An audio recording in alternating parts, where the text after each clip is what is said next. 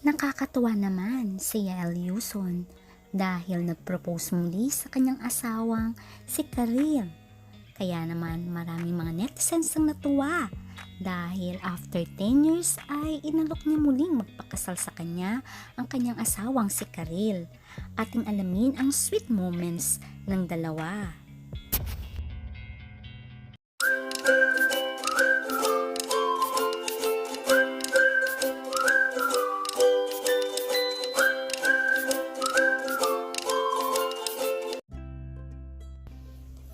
Matatandaan na ikinasal si Karil at Yael on March 21, 2014 in San Antonio de Padua Church in Silang, Cavite after 3 years of being together.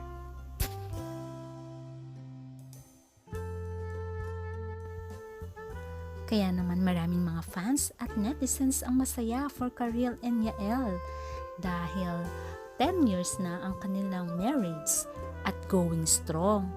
At ang nakakatuwa pa ay nag-propose muli ang kanyang asawa si Yael. Will you marry me again? Yes naman, no? Yes talaga yun, di ba?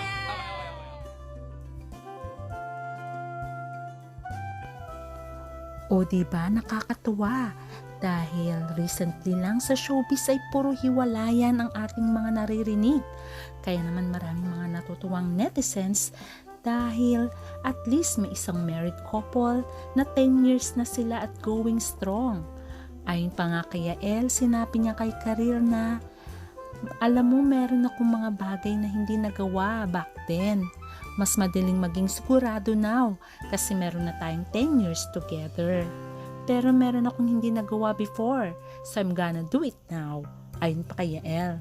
He said afterwards going down on his knees and popping, "Will you marry me again?" O diba nakakatuwa naman? O diba maraming mga fans ang kinilig sa dalawang ito dahil ire-renew muli nila ang kanilang wedding vows. At sa tanong naman ng mga reporters sa plano nilang to have a baby, at ang sabi nga ni Yael ay, chill lang naman, if it happens, it happens. If it doesn't, it doesn't. At this point, we're just out here trying to be the best version ng mga sarili namin. And if there's a child, yeah. Kung wala, okay lang naman. At ayon pa kay Yael ay wala namang pressure sa kanilang dalawa. Kung ibibigay ng Diyos ang baby ay lubos namin itong tatanggapin at magpapasalamat. Pero bilang mag-asawa ay nag-enjoy muna kami na kami lamang. At kung darating ngayon sa tamang pagkakataon at panahon, ay mas magiging masaya at kumpleto ang aming pamilya. Kaya congratulations muli, Karil at Yael. Hoping na magkaroon na kayo ng baby soon. Until next update, please don't forget to like, share, and subscribe. Bye!